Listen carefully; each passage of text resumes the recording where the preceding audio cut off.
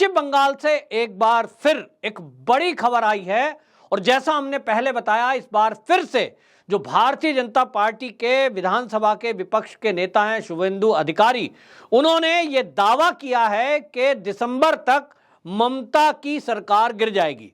अब इन दावों के पीछे जो तथ्य उन्होंने पहले भी बताए हैं और उन्होंने कहा कि ममता सरकार में जो ज्यादातर नेता हैं, टीएमसी के जो नेता हैं, जो विधायक हैं, जो मंत्री हैं, वो कहीं ना कहीं घोटालों में घिरते नजर आ रहे हैं।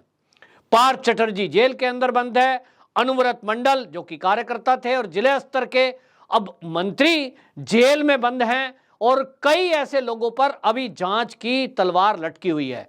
शुभेंदु अधिकारी ने यह भी खुलासा किया कि यहां पश्चिम बंगाल में लॉटरी के नाम पर मनी लॉन्ड्रिंग की जा रही है और जो लॉटरी चलाने वाले लोग हैं वो क्या करते हैं कि जो टीएमसी के विधायक हैं, कार्यकर्ता हैं, उनमें जो विधायक हैं उनकी पत्नी के नाम पर लॉटरी निकाल देते हैं और वो फर्जीवाड़ा होता है, लोगों के साथ धोखा होता है और इनडायरेक्टली उनको रिश्वत दी जा रही है। ये मनी लॉन्ड्रिंग का केस बनता है। इस पर उन्होंने गृह मंत्री अमित शाह को बाकायदा लिखित में कंप्लेंट दी है और उसमें एक उदाहरण भी बताया। उन्होंने कहा कि टीएमसी के एक विधायक हैं विवेक गुप्ता, अभी हाल ही में उनकी पत्नी को 1 करोड़ रुपए लॉटरी के नाम पर दिए गए कि साहब उनकी लॉटरी निकली है। इसी तरह कुछ दिनों पहले अनुव्रत मंडल जो कि टीएमसी के नेता हैं, उनके नाम पर भी बम्पर लॉटरी निकालने का दावा किया गया। अब यह बहुत सरल है कि जो लॉटरी चलाने वाले लोग हैं, ये पूरा एक गठजोड़ है। आम पब्लिक, गरीब आदमी लालच में उस लॉटरी में पैसा लगाता है और ये कुछ लोग मिलकर के उस पैसे को कैसे लूट रहे हैं, ये एक शिकायत गृह मंत्री को गई है। उन्होंने दावा किया है कि इस तरह से जनता के गाड़ी कमाई को लूटा जा रहा है और हमने देखा कि यहां इस तरह से अभी नारदा और शारदा घोटाले जो हुए वो आपने देखे होंगे कि उसमें भी इसी तरह के कुछ खुलासे हुए थे। आम पब्लिक का पैसा लूटा जा रहा था। अब ये जो नए तरीके की कंप्लेंट की है कि अगर लॉटरी, जिसमें कि नाम लिया है कि डियर लॉटरी चलाने वाले जो हैं, उसमें कई ऐसी अनियमितता देखी गई हैं कि वो पारदर्शिता नहीं है और जिसको चाहे लॉटरी का पैसा दे देते हैं। अब आप समझिए, जो दावा कर रहे हैं, अगर ये दावे में दम है बीजेपी के लीडर में, शुभेंदु अधिकारी में, तो आप समझिए कितना गंभीर मामला है कि पुलिस के अधिकारी अपनी पत्नी के नाम पर टिकट लेते हैं और पत्नी के नाम पर लॉटरी निकल गई, उनको इनडायरेक्टली रिश्वत पहुंच गई। कोई कहेगा कि ये पत्नी के खाते में पैसे डाले, भाई तुमने कैसे आए ये 50 लाख रुपए? कहेंगे साहब लॉटरी लगी थी। लॉटरी वाले कहेंगे साहब हमने लॉटरी सिस्टम से निकाला, इनका नंबर आ गया। माने लोगों की आंख में धूल झोंका जा रही है और जो हमारी जांच एजेंसियां हैं, ईडी है, बाकी चीजें, इनकम टैक्स है, उनकी आंखों में धूल झोंका जा रहा है। और हो क्या रहा है, जनता की गाड़ी कमाई, जो गरीब लोग हैं उनकी कमाई की लूट हो रही है। और इसीलिए शुभेंदु अधिकारी का कहना है कि जो पहले भर्ती घोटाला है, अभी उसकी जांच पूरी नहीं हुई है। इधर कोयले घोटाले में अभिषेक बनर्जी जो कि ममता के भतीजे हैं, वो फंसते नजर आ रहे हैं और इसी तरह जो नारदा शारदा घोटाले है, उसमें कई चीजें खुलकर सामने आना बाकी है। और इसी बीच ये लॉटरी का एक नया घोटाला सामने आया है। तो शुभेंदु अधिकारी का दावा है कि ज्यादातर टीएमसी के लोग अगले कुछ ही दिनों में जेल की सलाखों के पीछे होंगे और इससे ममता दीदी की जो सरकार है वो अस्थिर हो जाएगी और ये सरकार दिसंबर तक गिर जाएगी। दिसंबर तक इस सरकार के गिरने का दावा किया गया है, लेकिन दूसरी तरफ ममता बनर्जी शुभेंदु अधिकारी के इस हमले को जवाब देने के लिए नंदीग्राम के अंदर ही एक सभा करने जा रही है। बाकायदा इसकी घोषणा कर दी है। नंदीग्राम में वो जो है कांथी में, जो कि शुभेंदु अधिकारी का गढ़ है, वहां एक जनसभा करेंगी। ये दिखाने की कोशिश करेंगी कि मैं शुभेंदु अधिकारी के ये जो दावे हैं इससे डरती नहीं हूं। ममता दीदी, अभी आपने देखा होगा पिछले दिनों सीजेआई को उन्होंने किसी कार्यक्रम में वो मुलाकात हुई थी और मंच पे बाकायदा उन्होंने कहा था कि देश की जो शक्तियां हैं, लोकतांत्रिक शक्ति, ये एक व्यक्ति के हाथ में आ रही हैं। इशारा मोदी जी की तरफ था। लेकिन ममता दीदी यहीं नहीं रुकी। उन्होंने कहा कि यदि ये जो एक आदमी के हाथ में जो शक्तियां आ रही हैं लोकतंत्र की, अगर ये ऐसा ही चलता रहा तो देश में एक दिन राष्ट्रपति शासन लगेगा। ममता बनर्जी को ऐसा कैसे लगता है? ममता बनर्जी एक तरफ सीजेआई के सामने बोल रही थी तो वो दूसरी तरफ ये भूल गई कि इस देश में एक न्यायपालिका है और इस न्यायपालिका ने सरकार के कई फैसलों को पलटा है।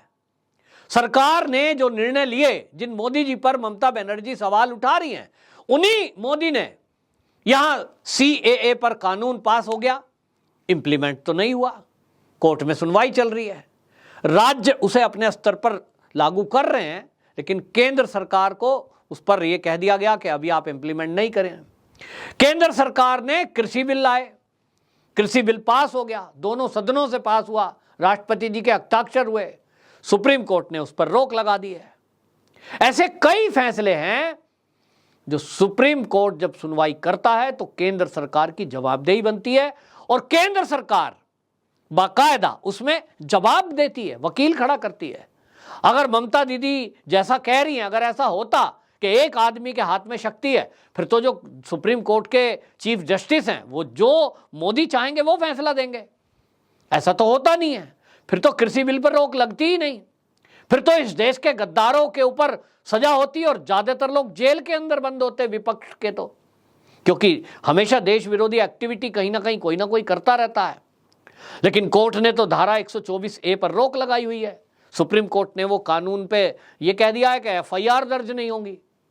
मोदी तो चाहते हैं कि उन पर कार्रवाई हो, अगर कोई देश के टुकड़े टुकड़े की बात करे तो वो जेल के अंदर बंद होना चाहिए, यदि देश विरोधी एक्टिविटी करे तो राजद्रोह का केस में उस पर बंद होना चाहिए, यदि कोई तिरंगे का अपमान करे तो वो जेल के अंदर बंद होना चाहिए, राष्ट्रद्रोह का केस लगना चाहिए। लेकिन सुप्रीम कोर्ट ने मना कर दिया। तो ममता दीदी आप किस बेस पर कह रही हैं कि लोकतांत्रिक शक्ति एक आदमी के हाथ में आ रही है? इस देश में तो आपकी सरकार है, पश्चिम बंगाल के अंदर ममता बनर्जी की सरकार है, और दीदी आप ही बताइए कि आपकी सरकार में भ्रष्टाचारियों पर नकेल कसने के अलावा केंद्र सरकार कौन सी कार्रवाई कर रही है? राष्ट्रपति शासन लगा दिया क्या? पूरे देश ने मांग की, पूरे पश्चिम बंगाल मांग कर रहा है कि राष्ट्रपति शासन लगा दिया जाए, क्योंकि वहां हिंसा हो रही है, जिस तरह की घटनाएं हो रही हैं, लोगों को प्रताड़ित किया जा रहा है, लोगों के घर जलाए जा रहे हैं, महिलाओं से रेप हो रहे हैं, लोग घर छोड़कर जाने को मजबूर हैं। जो उद्योग धंधा करने वाले लोग हैं, छोटे मोटे दुकानदार हैं, जो बिल्डर हैं, वो कह रहे हैं कि टोलाबाजी और कटमनी इस तरह की है कि बिजनेस करना मुश्किल हो गया है।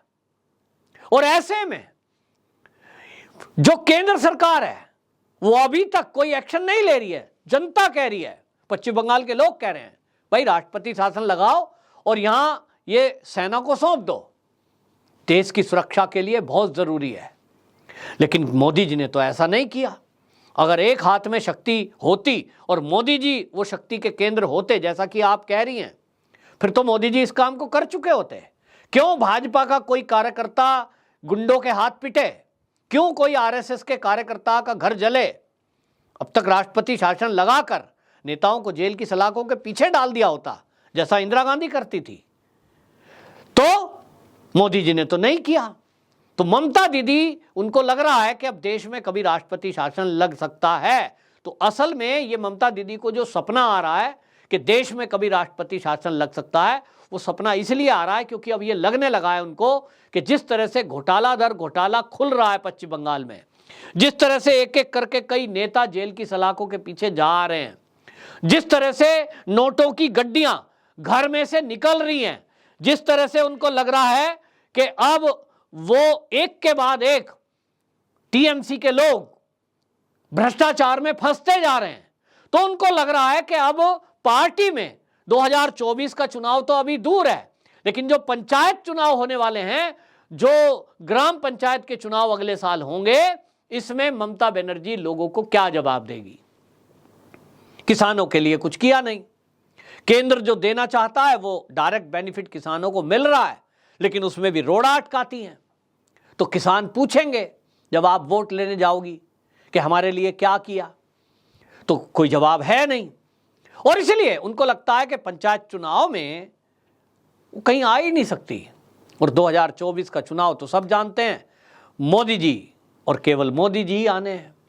तो ये विपक्षी नेताओं से मिलती रहें, कितनी मीटिंग कर लें, 2024 के लोकसभा चुनाव में मोदी जी को तीसरी बार देश का प्रधानमंत्री बनने से नहीं रोक सकती। और यही बौखलाहट पूरे विपक्ष की है। ममता दीदी को शुरू में ऐसा आया था कि मैं प्रधानमंत्री फेस हो सकती हूं, विपक्ष वाले मेरे सब पीछे खड़े होंगे क्योंकि मैंने तो बीजेपी को पश्चिम बंगाल में हरा दिया। लेकिन वो ये भूल गई कि आप पश्चिम बंगाल में जिस बिना पर जीती हैं, गुंडागर्दी, बूथ कैप्चरिंग, लोगों को डराना धमकाना, ये सब जानते हैं। चीजें बेशक न्यूज में ज्यादा ना आई हो, लेकिन पश्चिम बंगाल का तो बच्चा बच्चा जानता है कि दीदी की सरकार किस तरह से बनी। तो जब ये गुंडागर्दी रुक जाएगी और जब निष्पक्ष चुनाव होंगे, निश्चित रूप से आप देखना दीदी की 2-4 सीटें मुश्किल से आएंगी।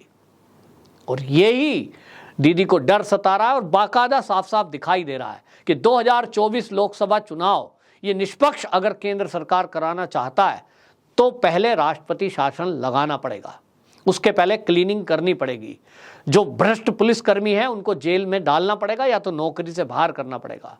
और जो सिस्टम में बैठे हुए लोग, सरकारी कर्मचारी हैं जो भ्रष्ट हो चुके हैं, उन पर भी नकेल कसनी पड़ेगी, तभी निष्पक्ष चुनाव हो पाएंगे। वरना सरकारी कर्मचारी और पुलिस मिलकर के फिर से दीदी के कार्यकर्ता के रूप में काम करेंगे और 2024 का लोकसभा चुनाव उसका कोई मतलब पश्चिम बंगाल में नहीं रह जाएगा।